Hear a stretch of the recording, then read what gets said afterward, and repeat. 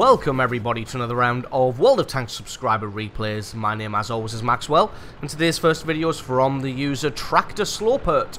That's Tractor Slowpert, and he's driving the ELC AMX on an encounter battle on Winter Himmelsdorf. ELC AMX being a tier 5 light tank for the French. And when a light tank finds itself in a tier 7 battle, well, when a tier 5 light tank finds itself in a tier 7 battle, I think that's probably the best matchmaking it's going to get. So really you can tend to affect great change in a battle like this one.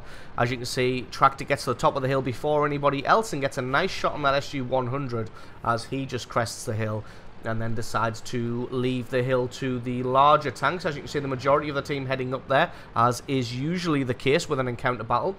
Do still have a good contingent of forces coming down into the actual town itself, which could prove detrimental considering the amount that they've sent down here. They've got 4 heavy tanks, not to mention the usual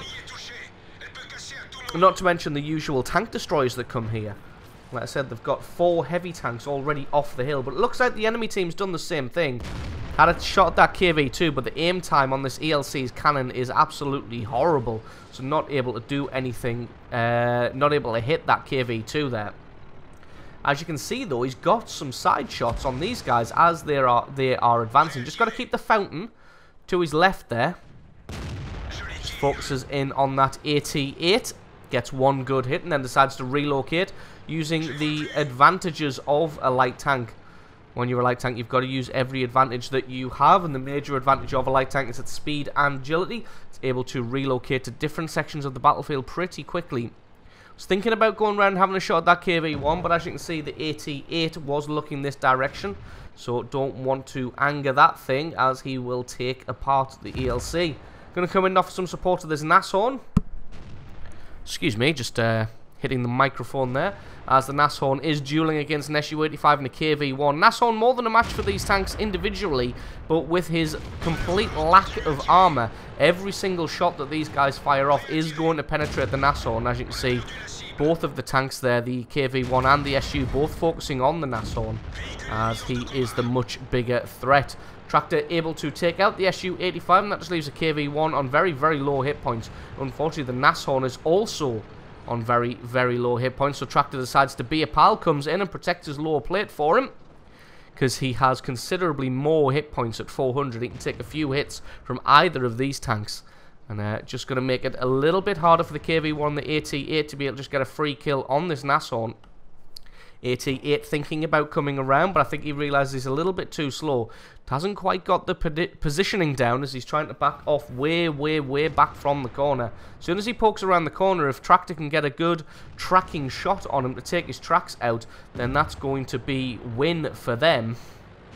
Decides just to shake things up a little bit, as this isn't really going anywhere. This AT-8 is kind of just trying to inch his way around the corner, but he's not actually getting anywhere with this. So Nashorn just backing off a little bit. He is also trying to angle himself out to get a shot on this AT-8. Has a shot and misses. He's now got to try and get into cover from the AT-8. It looks like he's been able to do that because he hasn't been taken out. In the meantime, though, the attackers on the hill are getting thoroughly pasted up there. It says only that T-43 left. Tractor deciding to do what he can here and flanking around behind the AT-8 and this KV-1. Unfortunately, this KV-1 is a little bit oblivious. So actually, he was looking in this direction, but there wasn't anything he could do. That at the same time, the AT-8 makes his move, takes out the Nashorn. Tractor just going to come around beside him. Other downside of the ELC is the super long reload at tier 6 with a light tank, an 11-second reload. 10.5-second reload is absolutely punishing. Unfortunately, though, this AT-8 isn't going to be able to do anything to get away, and he gets himself taken out, and that's kill number 3. Unfortunately now, though, the Allied team is losing 13 kills to 9. There's just Tractor and this VK3001H left alive. And the guys who did go on the hill have now come down and trying to assault. Tractor just going to try and get away from this A44. He's got the speed. This A44 is nowhere near as fast as the ELC. He's going to come around to the cap circle. Spots a T1 heavy there. He's still in the spawn area though, so he may well be AFK. Deciding to try and throw the enemy off the scent here. Makes his way as if he's going to go up the hill. And then waits till he thinks his camo's kicked back in. And then makes his way in a different direction entirely. Unfortunately, probably got spotted out by that T1 there. As he spotted the T1 himself. Looks like the KV2 probably is going for a base capture here, as the VK3001H has been taken out at some point. And this leaves Tractor Sloper with the inordinate task of... Wow. I have no idea what just happened there, but a KV2 fired at the ELC AMX and didn't do any damage. May have only done 7 points of damage there. Maybe he hit the ground, but it looked like hit him flush on. Got himself a Hellcat to take out here. Waits till he gets in nice and close and then takes him out. Picks up kill number 4, but he's still got 5 tanks to battle against all by himself here. So really what he's going to have to do is just run away, take his time, and try and single these guys out. If they all decide to move together as a unit, there's going to be absolutely nothing that he can do. No way an ELC AMX is going to be able to assault into 5 tanks. Although, like I said, I think that T1 is AFK. So what he's got to try and do is split them up and catch them one at a time, ninja stealth style. Looks like this KV2 has already split off from the pack. Tractor going to try and get a hit on him. Going to focus in on that turret. Took a shot a little bit too quick there, as the KV2 is very famous for landing clutch snapshots with that giant derp cannon. But he has well overshot Tractor here. You can see he's aiming at the end of the train cars, pre-focusing down. So Tractor's just saying, nope, I'm not going to appear there. You will not have the shot. Takes a shot anyway, but misses by a country mile. Tractor uses this opportunity to try and run away. Was going to try and probably cut through there and get alongside the KV2. As it was, though, a sneaky gas canister was in the way. Using auto-aim there for some reason. Even though it probably would have been much easier just to look at the KV2. KV2 pokes himself around the corner. A little bit unfortunate he's not able to get a piece of damage on him. But the tracking shot did reset the base capture. KV2 comes up to try and head him off, but he's nowhere near fast enough. Tractor makes a run for it. But the KV1 is closing in from the other direction. If the KV1 pokes himself out here, Tractor may be able to take him out. This is going to be a very, very risky shot, because if he misses, both of these KVs are going to be able to close him down. Gets a great hit on him there. Unfortunately, though, didn't do quite enough damage to take him out. KV2 rushes his shot, even though he had all the time in the world. Going to be focusing down on the KV1 now, who decides to shoot and track his own teammate in the KV2, who moved out well before he had his gun reloaded. KV1 could have got some damage onto Tractor there, but a little bit of miscommunication or zero communication means that the KV1 just damaged the KV2. Great shot there to take out the KV1. That's kill number 5, but he's still got 4 tanks to battle against. T29 has now appeared. KV2 has another shot and misses. Not really sure where this E44 is. The A44 is. Smart money would be on the fact that he's flanking around. But as you can see, the T29 and KV2 are both one-shots. So if he can find either of them, he's going to be able to pick them off pretty quickly. T29 being fairly smart and hiding behind the building. No, KV2 not being smart at all and raging right out in the middle of the open there for Tractor just to take out with one quick shot. And he's got to take his chance here. He's got to try and close down this T29. T29's only one shot from death, and the A44 chooses that exact moment to make his appearance. So Tractor decides that the discretion is the better part of valor in this instance, and runs away, jinking from side to side so no one can hit him. The idea there, I think, was to just try and close down the T29, take him out as quickly as possible. Worst case scenario is he would take a bit of damage, but the T29 didn't have the alpha damage to be able to take out the ELC. But now with them both in the cap circle together, I'm not sure what this T29's doing. He's moved out of cover now from behind that building, so Tractor's going to be able to come around and get a hit on him. Both of them, in fact, out in the open now. Got to take his time because he hasn't been spotted, so he can really just let his gun close all the way in before taking this shot. This T29 just caught way out in the open. I have no idea why he was there. Had all the time in the world just to be behind the building in the cap circle. It meant that Tractor would have to either flank all the way around inside the city or come all the way through past that A44. Hopefully the A44 isn't going to make the same mistake, because although it's 2 versus 1, I still think that this T1 Heavy is AFK. And there is the A44. He's not behind the building, but he is using the corpse of his fallen comrade. Now decides to make a move behind the building, but then gets himself out into the open again. I'm not really sure what he's doing. So, not really sure what that A44 is doing. He could have just hid all game behind that building there, but just decided to drive around out in the open. And Tractor didn't get any damage on him, but he was able to reset the cap by getting a hit on his tracks. And now he's just going to make a run for it as he's got a clear line off into the city.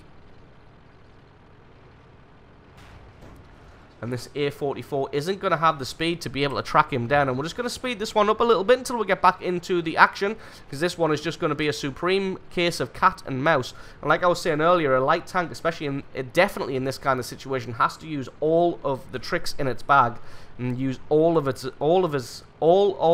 advantages. So decides now to go and kill this T1 Heavy. Says in the chat, I'm going to get my Radleys, fuck it. And not just for the Radley Walters medal, for some reason using auto-aim at this point when it's probably not really necessary. Sets the T1 on Heavy though. Sets the T1 Heavy on fire, which is very, very nice. But it's actually a pretty smart play there, because if he spends the next sort of 2 minutes dueling with the A44, he may not have had enough time to come back and kill the T1 or cap the base. So that's just now allowing him the luxury of just being able to take his time with this A44 and try and take him out. Too busy typing in the chat. Crashes into a wall there. Now he's just got to try and come at this A44. If you have a look at the A44's health, still got 797 hit points. So that's at least 3 shots from Tractor to be able to take him out. But I think Tractor thinks that he's a much better player than this A44. He's just going to charge him down. And to be honest, with the evidence we've seen so far, I would tend to agree. As this A44 is finally hiding in cover behind the building there. But Tractor just getting himself in the cap circle. A44 for some reason moves himself out, gets 1 good hit on the ELC in return, but only able to take his tracks out. ELC waiting for his gun to reload. A44's probably got the faster reload speed, which is not something that you hear every day when you compare a medium tank and a light tank.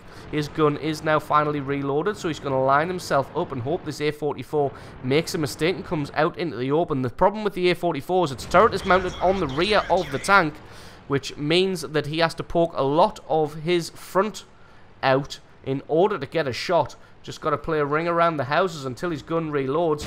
Gets another great hit on the A44 there. Takes some damage in return, but the A44's lost his track. Can't rely on the fact that he's got a faster reload speed, but he's got him tracked, sticking out in the front there. Gets another good hit onto his track there to take that one out. Although he's probably got a faster repair speed than Tractor has got a reload speed, but nope, gets him again, tracks him again, and 1 more good hit. All he needs to do is get 1 solid hit through the armor. Thing is that this guy's a faster repair speed than he's got reload speed. He's got to be clicking furiously, and there we go, kill number 9, 3,500 points of damage. Kobalov's medal, stood alone against 6 tanks and won the day in a tier 5 scout.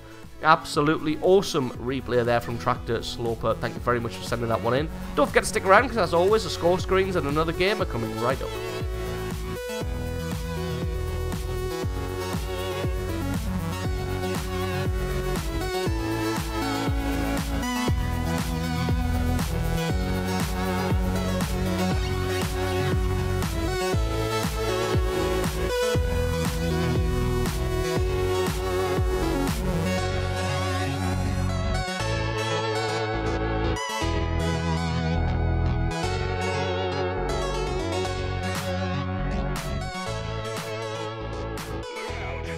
And now a second replay of the days from the user Parv. That's Parv, and he's driving the Centurion 7-1 on a standard battle on the mountain pass. Centurion 7-1 being a tier 9 medium tank for the British. And this replay isn't so much about the kill score or the amount of damage done, but it's more about the tactics employed and the way that he went about trying to salvage and win this game for his team, despite the terrible, terrible start that they're about to have.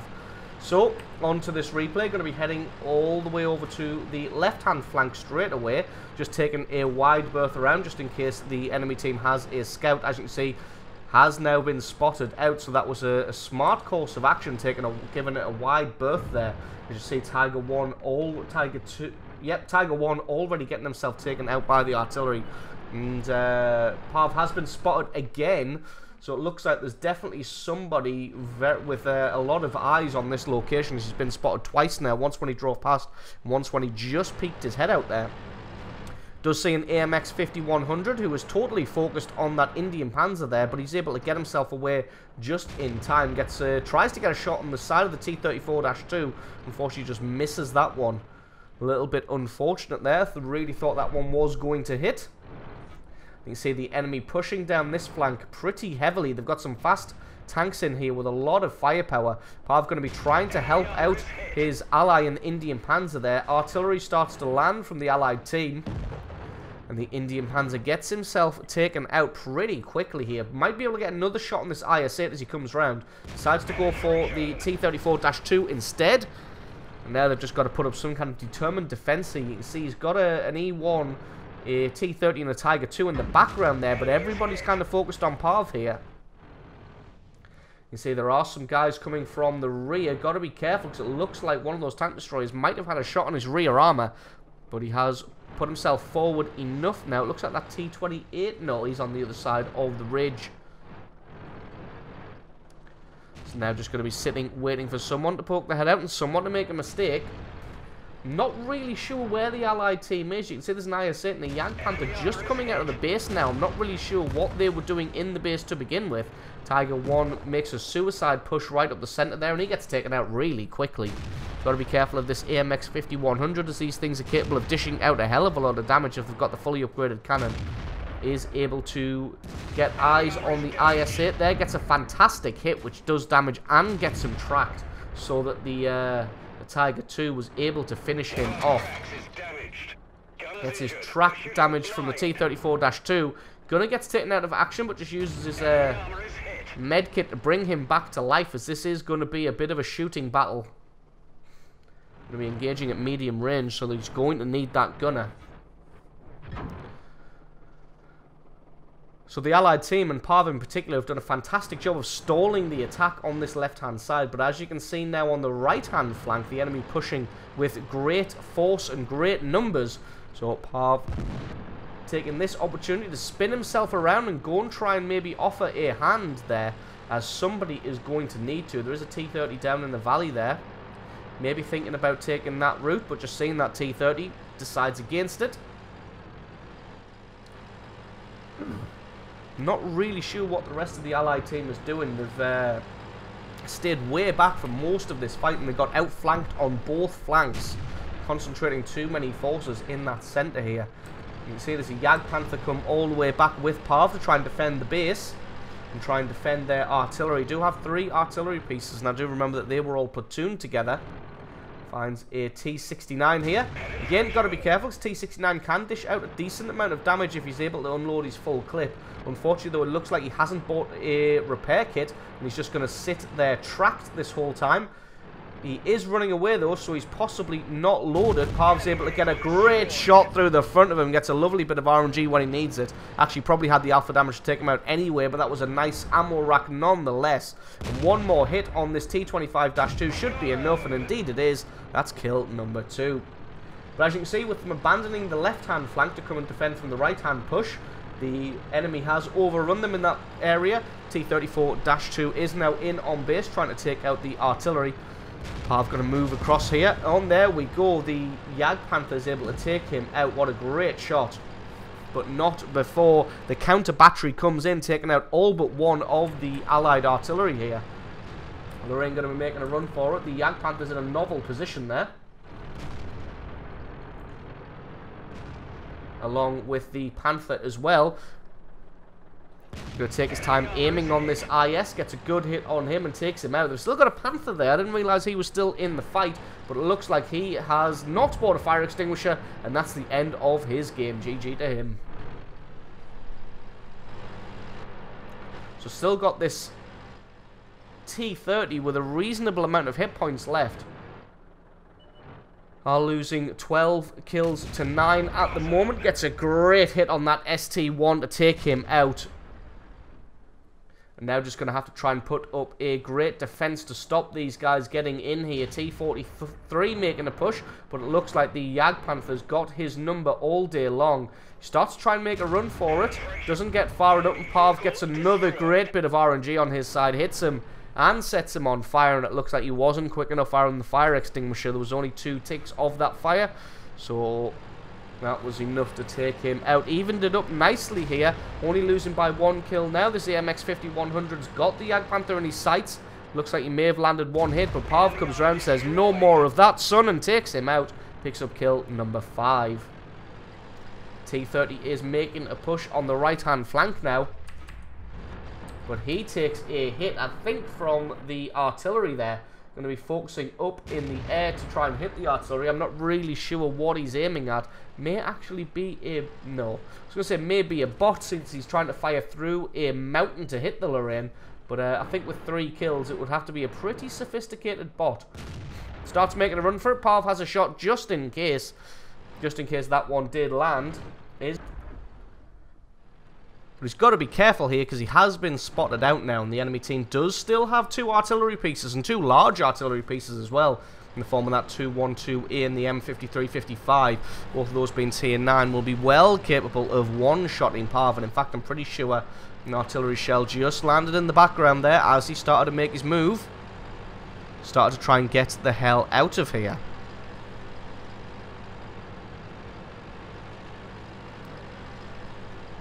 So there is still 3 of them left. They've evened this one up nicely, and the good thing is they know exactly where that T30 is, and he's probably going to stay in exactly that location.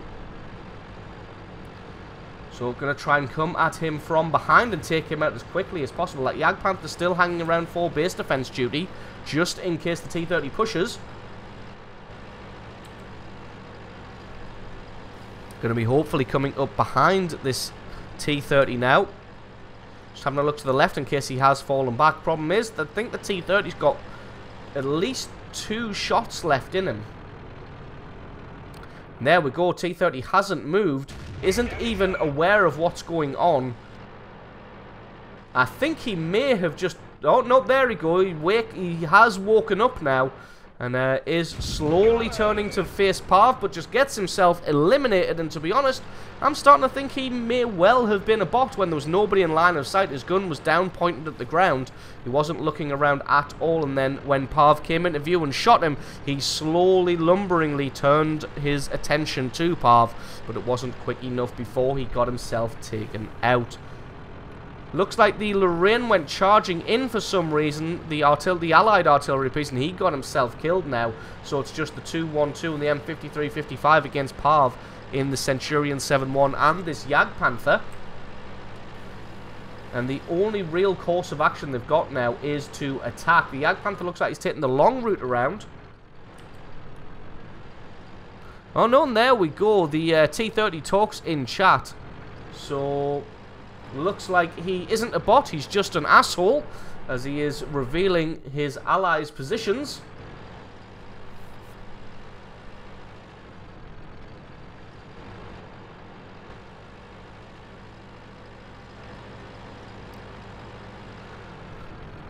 So how many hit points has the allied Jagdpanther got? Not that it really matters, because if these artillery pieces catch you off guard and derp you in the face, they're probably going to take all of your hit points off. If they hit a thick piece of armor, Parv might survive 2 shots. Gets 1 good hit on the M5355 there, and then he's going to be setting up in a TD position. Parv going to try and just sneak his gun out. Didn't... oh, there we go. The rushed his shot there. Fired way, way early, as Parv was trying to just sneak his gun out to get a little bit of a hit there. But M5355 rushed his shot, fluffed it, gets himself killed. Takes out the tracks of the Jagdpanther. Jagdpanther hasn't quite got the gun elevation to get the 212 in. That's just because he was able to get back there. Pav trying to get back as far as he can because he has got the gun elevation and he has got the Radley Walters medal, and that is GG and the victory. So absolutely awesome replay there from Pav, showing us how to defend against a push when it comes from the left-hand flank and the right-hand flank, and then the left-hand flank again. So awesome replay from you, picking yourself up 8 kills and 6,500 damage, and just helping your team soldier on to victory. So thank you very much for sending that replay in. Don't forget, guys, if you've got yourself a great replay, send that into replay@screenreality.com. Link for that is in the description. If you enjoyed this video, found it useful, informative, you learned something, or you just enjoyed it, then consider hitting that subscribe button, because there's a lot more World of Tanks content on this channel. If you want to join the discussion and let me know exactly what you thought about these 2 videos, then go ahead and leave a comment in the comment section below. I've been Maxwell, this has been World of Tanks, and I will catch you guys next time.